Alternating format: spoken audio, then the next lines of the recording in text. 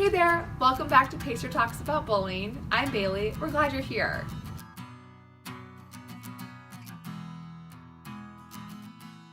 On this week's episode, we have a very exciting interview with Dr. Barry Garfinkel, a Minnesota-based child and adolescent psychiatrist. He's going to share a little bit about the impact that bullying has on students' health, signs to look for, as well as conversation starters for parents. Now, let's get into the interview. So on this episode of Pacer Talks about bullying, we are so excited to have Barry Garfinkel with us today. Thank you for being here. Thank you for inviting me.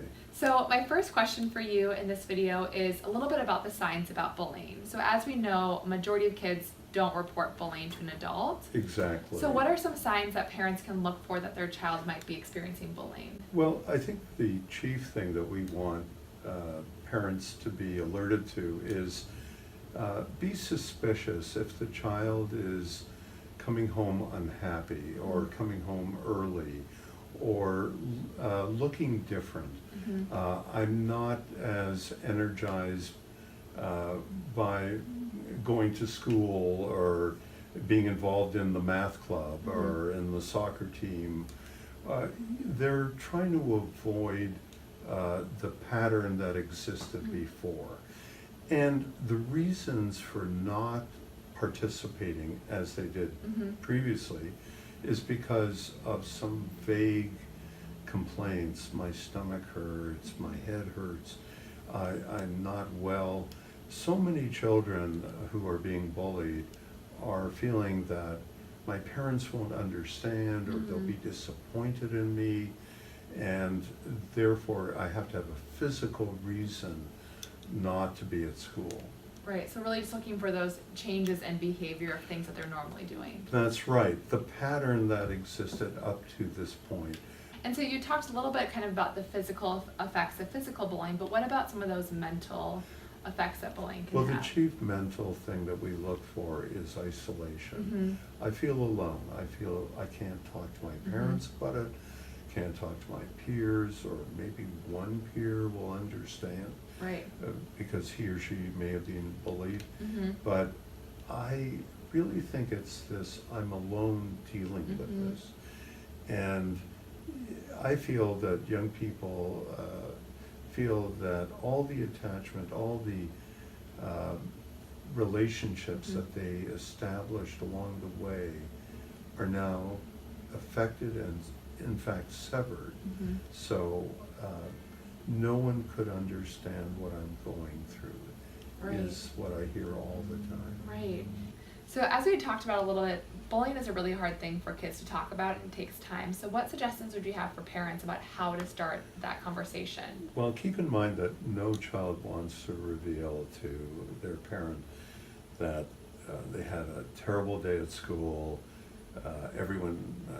They feel that everyone was teasing them or hurting their feelings. So the last thing the child wants to do is to share that.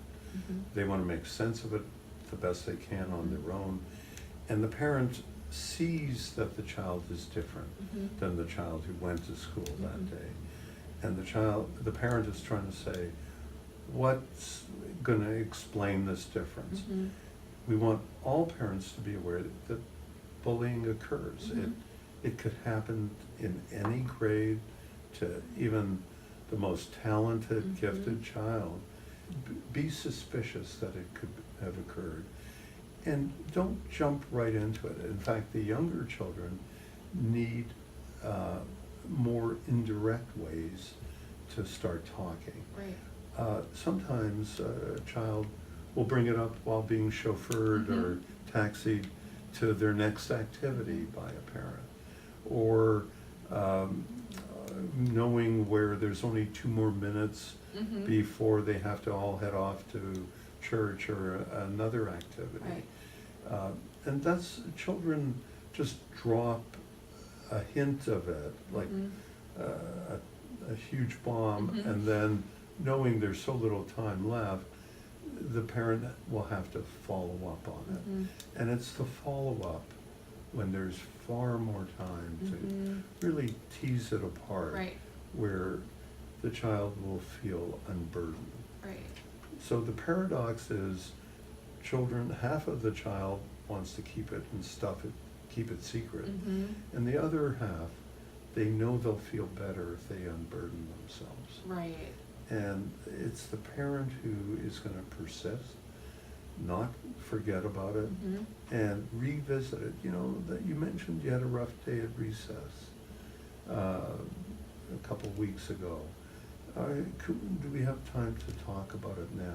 Right, so it sounds like being consistent and then really kind of having those open-ended And having questions. a good memory Mm-hmm. for the hints and kind of these slight indicators that something happened, and not to let it go, Mm-hmm.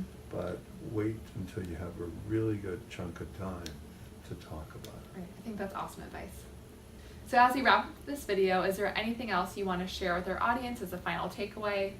Well, I'd like to add that I believe that parents have to be aware that the child wants to tell Mm-hmm. the bad experience and being bullied, Mm-hmm.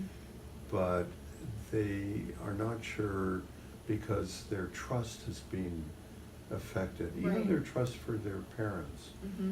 and certainly the trust for their teacher and the safety within the school and within their peer group. Mm-hmm. So it's a child who is questioning all the bonds that they've established up till that point. Mm-hmm. And if the parent goes slowly and not expect a total outpouring, Mm-hmm. that sometimes occurs, but I'd say it's more rare.